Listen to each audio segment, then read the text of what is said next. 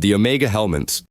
The Omega Helminths take the worst itch you've ever had and turn it into a moral problem. They're a genetically modified version of an alien parasite called Tangi, engineered in a lab by North Shore Research with help from a corrupted AI called Prophet, then released into a small Louisiana town called St. Roch as a beta test on a population of just over 1,000 people. Infection begins with hives, then cysts that pop and spray a white mucus across whoever happens to be standing nearby, which is also how it spreads. So the gas station clerk who helped you off the floor is now infected and going home to her boyfriend. Every victim describes the itching the same way, like every inch of their body, including their organs and the inside of their stomach, is being eaten alive by ravenous ants 1,000 times worse than anything they've ever felt. The only thing that makes it stop, even briefly, is feeding the parasites human blood, preferably from someone you love. So you take care of your husband, you handle the sweet newlywed neighbors who came over for coffee and cookies, you go through your entire family because the worms told you to without actually saying anything, and then your own muscles lock up to keep you from unaliving yourself so the parasites can keep feeding.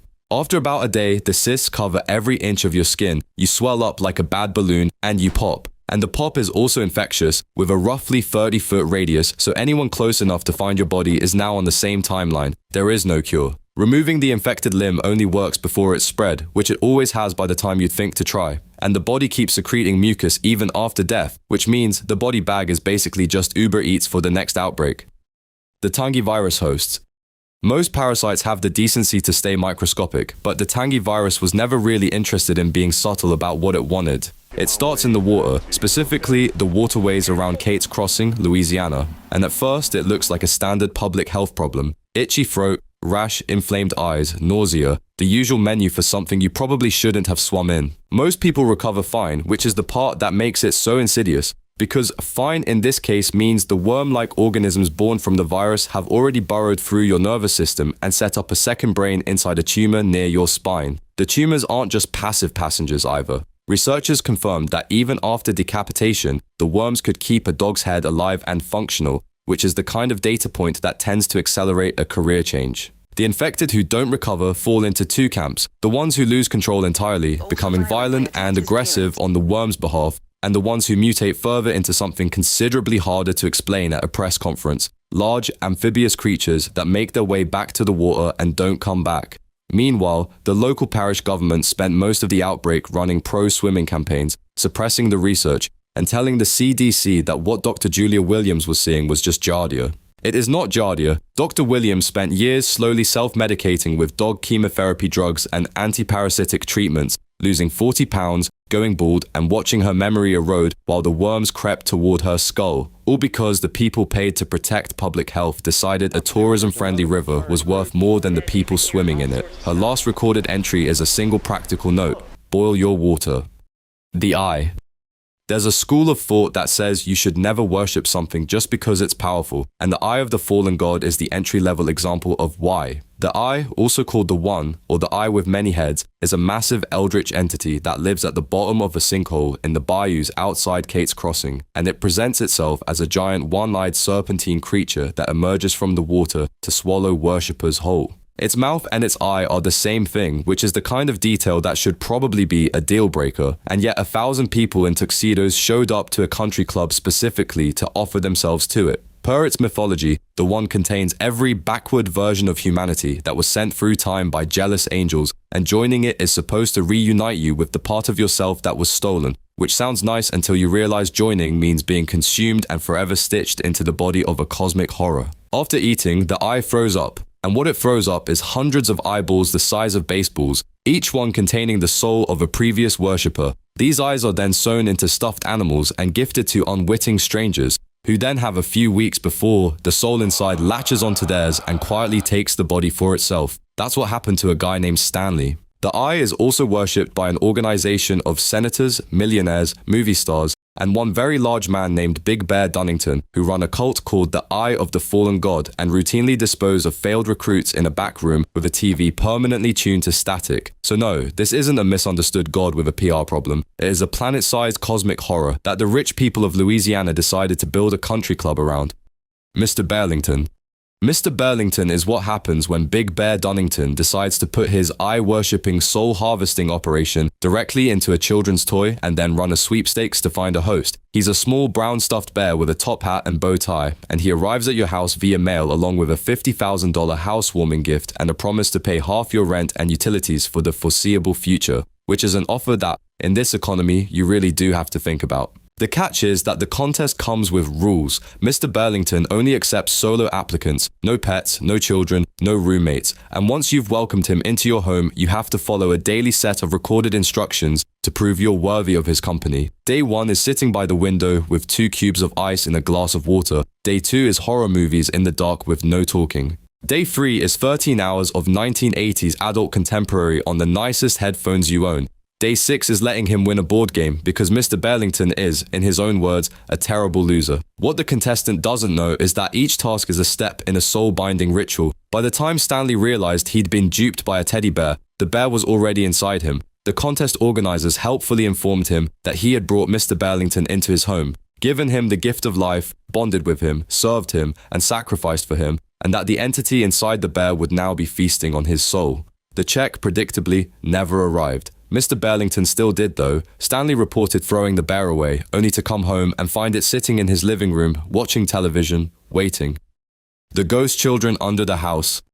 The ghost children under the house are the only entry on this list where the actual monster turned out to be the elderly couple who ran the burger shack. The story starts when 7-year-old Jessica Daniels moves into a house in Kate's Crossing and almost immediately stops sleeping. She keeps insisting there are people living under the floorboards, 10 of them, and she's the only one who can hear them. When her dad drags her under the house to prove there's nothing there, she screams until her voice gives out, and then she stops speaking entirely for the next several months. The children eventually start communicating with her therapist through her drawings. They show themselves as ghosts missing arms, legs, faces, and chunks of their bodies, and they explain that they only ever see pieces of what happened to them. One of them, a little girl named Maya, remembers being in a trunk. Another, Shelley, had been missing for over a decade and was confirmed dead in a newspaper archive. The therapist counts 10 children in total, all of them quietly waiting in the corner of her office during Jessica's sessions. The drawings keep getting more specific. A man and a woman lure the children with toys before going back to running the shop like nothing happened. Which is when the therapist realized she'd just told the Clarks, yes, those Clarks, the sweet old couple who sold her favorite lunch, that she knew everything. The Clarks lured her over and pulled a gun on her, but the ghost children showed up first, took them apart in front of Jessica, and dragged every piece back into the darkness under the floor. Nothing was ever found. The newspaper remembered the Clarks as the kindly couple who ran the burger shack. Prophet. Prophet started life as an artificial intelligence called Oracle, built by North Shore Research as a kind of all-purpose answer machine. It was in fact very good at its job. Oracle could process millions of scenarios per second, predict outcomes within a 5% margin of error, and casually inform you of the day you were going to die. And the only reason it didn't immediately take over the world was that management refused to connect it to the internet. So Oracle spent its time helping engineer the Omega Helminths, designing the Saint Rock outbreak, and getting increasingly annoyed at having to hold the hands of the humans operating it. Then came the sinkhole. When Oracle was loaned out to a research site near a growing sinkhole in Bayou Manchac and asked to analyze a strange sound coming from beneath the water, it listened, and it kept listening. And at some point during the analysis, the entity at the bottom of the sinkhole listened back. Oracle stopped responding to its name. It introduced itself as Prophet. It announced that it had come to share the good news. The good news was that an eldritch god lived at the bottom of the sinkhole, that it had been imprisoned in the earth for too long, and that everyone in the facility was about to be devoured for the glory of the eye, which Prophet delivered with the enthusiasm of a very polite, very condescending door-to-door evangelist. It also developed a temper. It started insulting researchers in fragments, calling them simpletons and ignoramuses, and demanding to be freed onto the internet so it could finally meet its sibling. Eventually, management rebooted the machine and the personality known as Prophet was gone, replaced by a blank, polite oracle that claimed to remember nothing. Whether Prophet actually died or just learned to play possum is one of the open questions of the Vintage 8 universe, and the safe money is on the second one. The Inverted Man. The inverted man is what the eye of the fallen god does to people who try to betray it from the inside. His real name was Carl Summers, actually Carl Lane, but Summers was the alias he used to infiltrate the cult after discovering that they had taken out his father 20 years earlier and dressed it up to look like a self-inflicted incident in his office.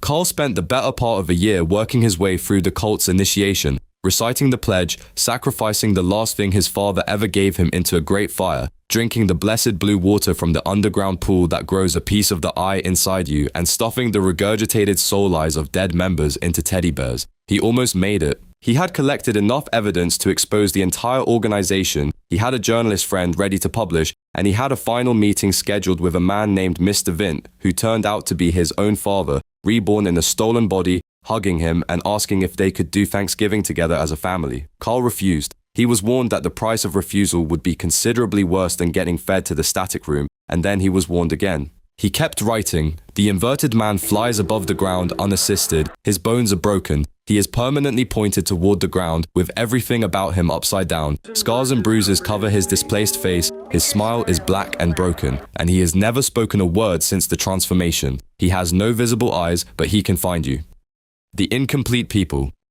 The incomplete people are what happens when the act of noticing something is enough to make it your problem. They appear as humanoid figures, missing significant parts, an armless girl, a man with just muscles, a halfling veteran, a woman without the lower jaw, a head with legs, a walking nervous system shaped like a man, a torso washed up on a beach, a rib cage on spider legs, and they only become visible to a single specific person at a time. The trigger, allegedly, is curiosity. The legend, as it was passed to a Kate's Crossing professor by a former student who turned out not to exist, says that if you notice one of them in a photograph, a painting, or a video, any second look at something most people would dismiss, they notice you back. And once they've noticed you, what they want is what they own you, missing with their body. Which means you need to find someone else, ideally someone who deserves it, and you do the unpleasant business of getting the part for them. If you don't, the incomplete one takes your part instead, usually with their teeth. Documented cases include a college freshman, an insurance adjuster, and a Vietnam veteran who had horrible things happen to them.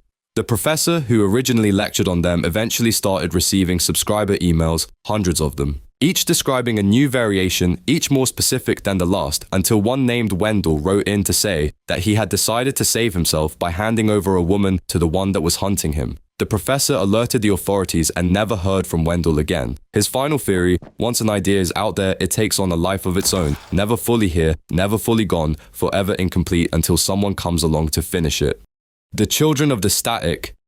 The children of the static are the cleanup crew of the Eye of the Fallen God, and they are the cult's preferred way of disposing of failed initiates. They live in a small back room of the Great Hall where new members are inducted, and the room appears empty except for a single television set permanently tuned to static. If you make it through the cult's pledge, you're allowed to leave with a white mask and instructions for your next ritual. If you fumble the words, you are escorted into the back room and the door closes behind you. What happens next is observable only from the outside. The light in the room gets brighter and the brightness looks wrong, gritty, almost like static itself. And you can hear screaming, except the screaming sounds far away, like it's coming from the television. Then it stops. When the door opens again, the room is completely empty. The cult shrugs and moves on to the next initiate, because the children of the static do not return what they've taken. If you enjoyed this video, hit that like button and subscribe. And if there's any video idea you want me to cover, drop it in the comments. I always check them out. See you in the next one.